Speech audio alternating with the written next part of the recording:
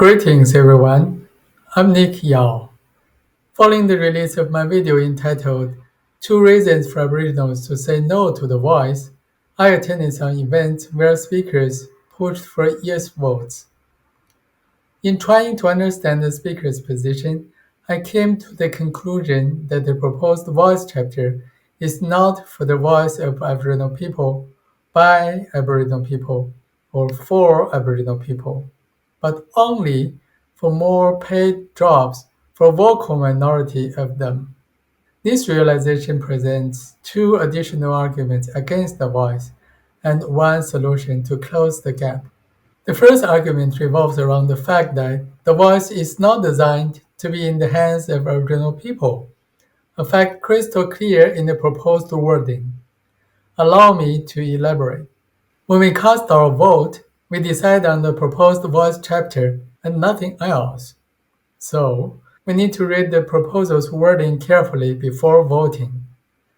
As the content of a contract holds legal weight after signatures, we should carefully read those words before signing. The same principle applies to how to vote for the proposed voice chapter. The last paragraph of the proposed voice chapter reads as follows. The Parliament shall, subject to the Constitution, have power to make laws with respect to matters relating to the Aboriginal and Torres Strait Islander voice, including its composition, functions, powers, and procedures. Now, let's think about the following questions. Who will determine the number of representatives in the voice? Who will establish their eligibility criteria? Who will decide whether these representatives are appointed or elected, and how? Furthermore, who has the authority to alter these arrangements?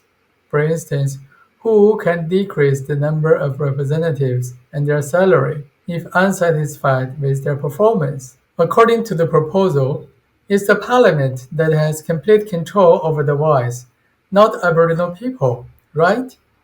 Suppose 20 representatives are initially put in office, and the Parliament subsequently becomes discontent. In that case, they can slash the number to a mere 1 or 2, thereby permanently rendering 18 or 19 representatives out of position. Under such circumstances, if you were one of these representatives, whose request would you accommodate, the Parliament or Aboriginal people? Further, even if you do want to stand up for Aboriginal people against the will of the Parliament, would your colleagues allow you to do so?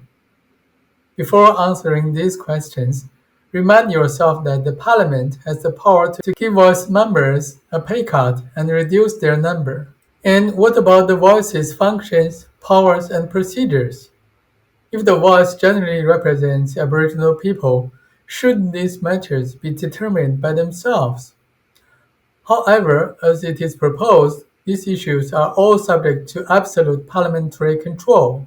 If the Parliament decides that the voice should impose limitations on Aboriginal people's freedom in ways that don't overtly contradict the Constitution, would it violate the proposed voice chapter? I don't think so. In short, if you trust the Parliament, there is no need for the proposed voice. Conversely, if you have no faith in the Parliament, how can you entrust them with such unlimited, overarching control? If the Parliament controls everything about the voice, it will never be a voice for Aboriginal people. The second reason is that introducing the voice would widen rather than narrow the gap. Why? Well, if the voice chapter is enshrined in the Constitution, the direct effect will be more political positions created for Aboriginal people. But are they underrepresented in politics? No. Out of 227 federal parliamentarians, 11 are identified as Aboriginal. This represents 4.8% of the total members, while Aboriginal people constitute 3.2% of the whole population. It is fair to say that the Aboriginal people are already overrepresented in the political field. More political positions for them will only increase the representational disparity and enlarge the gap. At the same time, if the voice chapter creates more political positions for Aboriginal people, there will be more Aboriginal elites in politics and accordingly fewer of them in education, engineering, medicine, law, and other industries.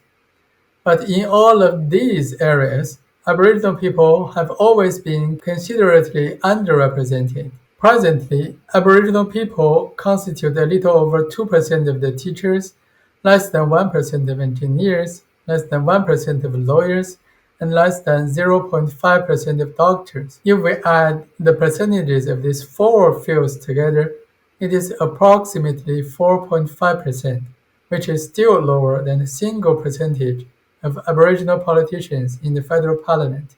Take a moment to ponder and recognize this discrepancy.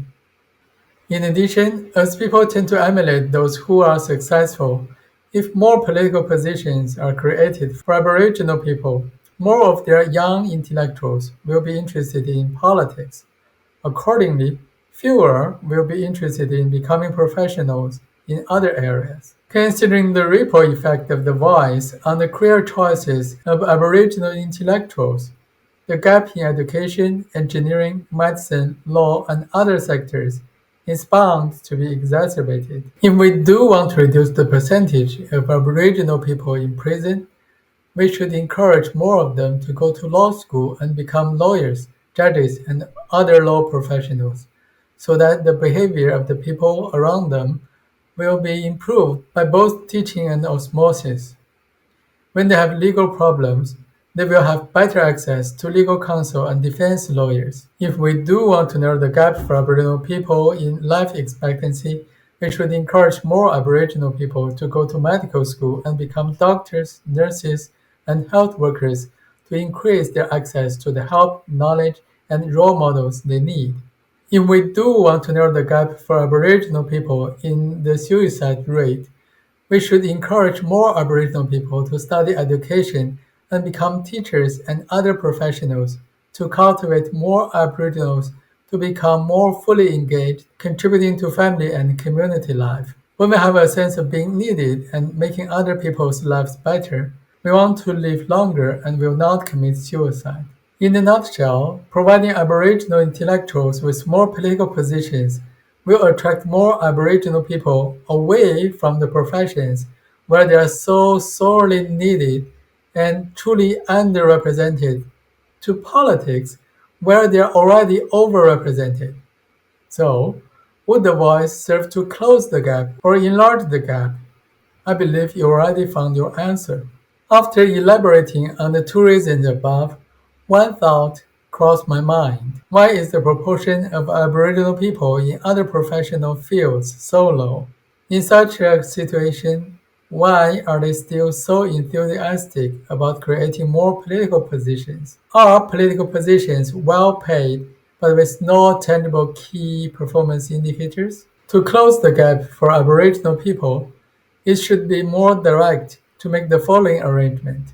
All existing political positions open to Aboriginal people should be available only to those with over 10 years of successful professional experiences in other fields. One-third of their political positions should be allocated to doctors only, one-sixth to lawyers only, and the other half to engineers, teachers, and other professionals. In this way, on the one hand, it would allow Aboriginal elites skilled in handling health and legal issues to enter politics and thereby professionally address their matters related to health and crime problems on the policy level. On the other hand, it would serve as the strongest motivation for young Aboriginal people to choose the professions most needed by their communities. We need politicians who know the industries well, with professional knowledge and histories of good delivery, not those capable of talking but not delivering. Again, to close the gap for Aboriginal people, we need deliverers, not talkers.